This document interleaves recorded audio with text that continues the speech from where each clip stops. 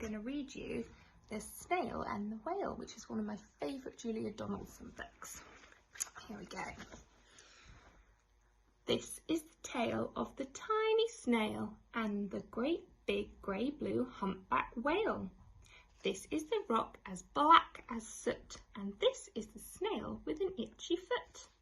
The sea snail slithered all over the rock and gazed at the sea and the ships in the dock. And as she gazed, she sniffed and sighed.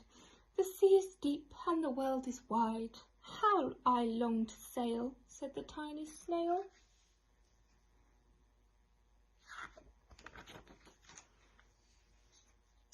These are the other snails in the flock, who all stuck tight to the smooth black rock, and said to the snail with the itchy foot, "Be quiet, don't wriggle, sit still, stay put." But the tiny sea snail sighed and sniffed, then cried, "I've got it, I'll hitch a lift." This is the trail of the tiny snail, a silvery trail looped and curled, and said, "Lift wanted around the world."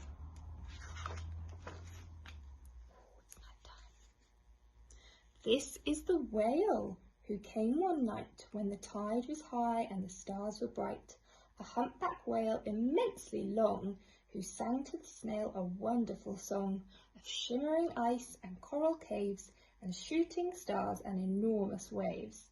And this is the tale of the humpback whale. He held it out of the starlit sea and said to the sail, "Come sail with me." This is the sea, so wild and free, that carried the whale and the snail on his tail to towering icebergs and far-off lands, with fiery mountains and golden sands. These are the waves that arched and crashed, that foamed and frolicked and sprayed and splashed, the tiny snail on the tail of the whale. These are the caves beneath the waves, where stripy fish and feathery fins and sharks with hideous toothy grins swam round the whale and the snail on his tail.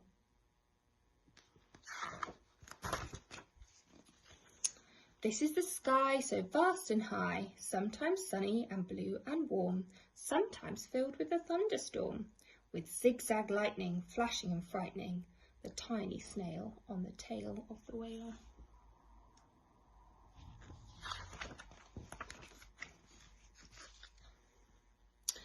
And she gazed at the sky, the sea, the land, the waves and the caves and the golden sand. She gazed and gazed, amazed by it all, and she said to the whale, "I feel so small."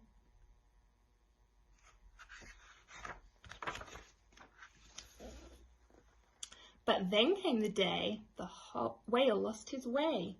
These are the speedboats running a race, zigging and zooming all over the place, upsetting the whale with their ear-splitting roar, making him swim too close to the shore. This is the tide slipping away. And this is the whale laying beached in a bay. "Quick, off the sand, back to the sea," cried the snail. "I can't move on land, I'm too big," moaned the whale. The snail felt helpless and terribly small. "I've got it," she cried, and she started to crawl. "I must not fail," said the tiny snail.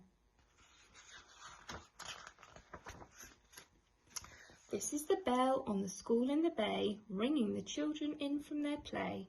This is the teacher holding her chalk, telling the class, "Sit straight, don't talk." This is the board as black as soot, and this is the snail with the itchy foot. "A snail, a snail!" The teacher turns pale. "Look," say the children, "it's leaving a trail." This is the trail of the tiny snail, a silvery trail saying, "Save the whale." These are the children running from school, fetching the fireman, digging a pool, squirting and spraying to keep the whale cool.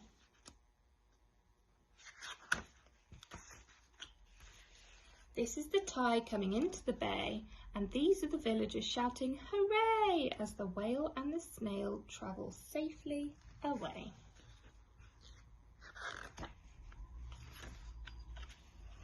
Back to the dock and the flock on the rock, who said, "How time's flown, and haven't you grown?"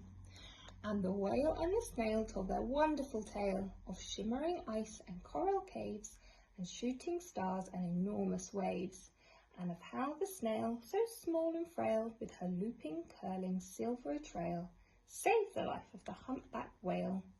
Then the humpback whale held out his tail, and on crawled snail after snail after snail. And they sang to the sea as they all set sail on the tail of the great blue humpback